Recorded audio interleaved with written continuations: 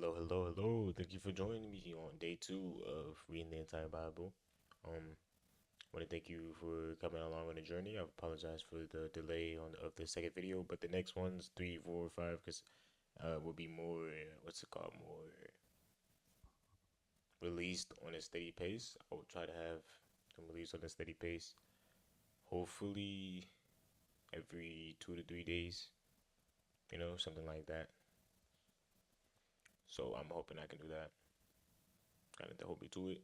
Today we're reading Genesis 2. We're gonna read Genesis 2. I'll do a little bit of explaining, and then we'll get to um. Well, that would be the end of the video, so we won't be getting into much after that. We'll pray, and then um, the third video will be coming out hopefully sooner, sooner than the last one for sure. I apologize again for the delay. I've been streaming on Twitch and doing a bunch of other things, making music, which be stay tuned for the music. Music will be dropping on the other channel, JD Rising. It's just that's all it is, just JD Rising. That would be my music channel for just straight dropping my official songs that are coming out. So stay tuned for that. But without further ado, we're gonna get into Genesis 2. Alright.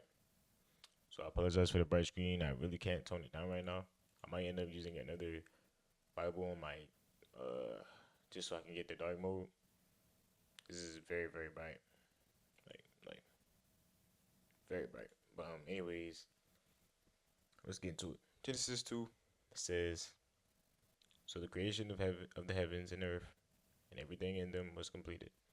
On the seventh day, God created. I'm sorry. On the seventh day, God had finished His work of creation, so He rested from all His work. And God blessed the seventh day and declared it holy, because it was the day when He rested from all His work of creation. This is the account of the creation of the heavens and the earth. And also, just so I know, I put the words up here now so y'all can read with me, just in case I mess up on the words or anything like that. You can read it right here, or if you want to follow along separately. But yes, anyways, the man and woman in Eden. When the Lord God made the earth and the heavens, neither wild plants nor grains were growing on the earth, for the Lord God had not yet sent rain to water the earth, and there were no people to cultivate the soil. Instead, springs came up from the ground and watered all the land. Then the Lord God formed the man from the dust of the ground. He breathed the breath of life into the man's nostrils, and the man became a living person. Then the Lord God planted a garden in Eden in the east, and there He placed the man He had made. The Lord God made all sorts of trees growing up from the ground, trees that were beautiful and that produced delicious fruit. In the middle of the garden, He placed the tree of life and the tree of the knowledge of good and evil. A river flowed from the land of Eden, watering the garden and then dividing it into 4 branches. I'm not gonna lie to y'all.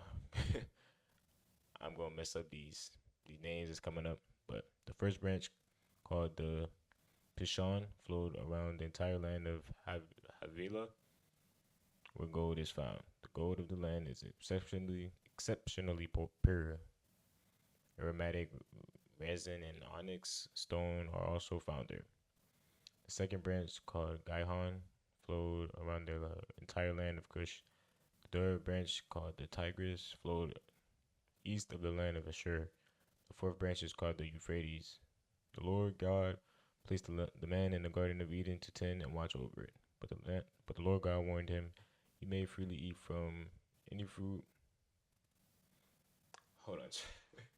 We're going to start over. Verse 15. The Lord God placed the man in the Garden of Eden to tend and watch over it. But the Lord God warned him, "You may freely eat the fruit of every tree in the garden, except the tree of the knowledge of good and evil. If you eat its fruit, you are sure to die." Then the Lord God said, "It is not good for the man to be alone. I will make a helper who is just right for him." So the Lord God formed from the ground all the wild animals and all the birds of the sky. He brought them to the man to see what he would call them, and the man chose a name for each one. He gave a name to all the livestock, all the birds of the sky, and all the wild animals. But still, there was no helper just right for him. So the Lord God caused the man to fall into a deep sleep. While the man slept, the Lord God took out one of the man's ribs and closed up the opening. Then the Lord God made a woman from the rib, and He brought her to the man. At last, the man exclaimed. This one is bone from my bone and flesh from my flesh. She will be called woman because she was taken from man. This explains why a man leaves his father and mother and is joined to his wife, and the two are united into one. Now the man and his wife were both naked, but they felt no shame. So there's a couple of things you could get out of this. Of course, some of the cool aspects would be more so the fact that some of the cool aspects would be the fact that the water would spring from the ground. I think that's pretty cool. Before you know all the plants and stuff, and the fact that Adam and Eve named all or Adam named all the livestock, and how Adam was put into a deep sleep, and when he was put inside the deep sleep, it helped. What's it called? It took his rib and it made Eve. So it was called woman. That's why they called them woman. Uh, which is pretty cool. It's just cool to see how everything comes along, how everything works together, even how it explains the people leaving their mother and father, and starting their own family, and things like that. And that's been taking place way back. That was considered good too. So it's funny how we still carry that tradition to this day. Like that's never changed. But yeah, another thing you could take out of this is I'd probably say just how God said it's not good for man to be alone. You know, it's not good for man to be alone, so He created a helper. Meaning, women are supposed to be the helper of men, and men are supposed to be the leader. Meaning, as men, we cannot be submissive. We have to be the more dominant. And as women, you guys cannot be the dominant. You have to be the submissive helper in a sense. You know what I'm saying? I won't say submissive, but like the helper. That's what your calling is. And being a helper means that we're needed. We're both needed in different roles. You can't live without the other. You can't be a woman without the man. Can't be a man without the woman. We are one, and we're made together. You know what I'm saying? Like, this is how we're supposed to be. You know what I'm saying? We have different roles, but we work together. Without one of them, that's just not how it's intended to be. And it ain't saying you can't do nothing without it, but because God can strengthen you.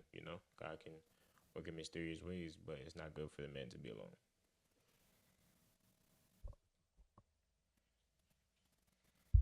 And that's more of husband and wife type of thing. That's not saying you have to get married either, because it also says, I believe it was Paul, and this is later on we'll find this. He says, if you don't get married, it's better off that you don't. Matter of fact, he says he shouldn't. So that's kind of funny. But yeah, that's the main takeaways. I hope you guys enjoyed. Thank you for coming to day 2. Day 3 will be dropping very, very soon. I do appreciate you guys. I hope you guys enjoy. If you do, leave a comment. Anything I said, if you want to talk about it more, let me know. Again, thank you guys. Day 3 will be dropping in the next 2 to 3 days. Hopefully shorter than 3 days, but we'll see. Hopefully this week goes good. I hope you guys get to enjoy y'all's weekend and get ready for the week. It's also Palm Sunday today, so hopefully you guys went to church, and next Sunday is Easter, so let's prepare for that and get ready for that. I will be giving some cards out to the people in my school, welcoming them to the Epic Church building, which is pretty close. So hopefully you guys would be like to join us on Easter. That'd be very nice. That's all I have to say. Have a great night, and I'll catch you guys on the next one.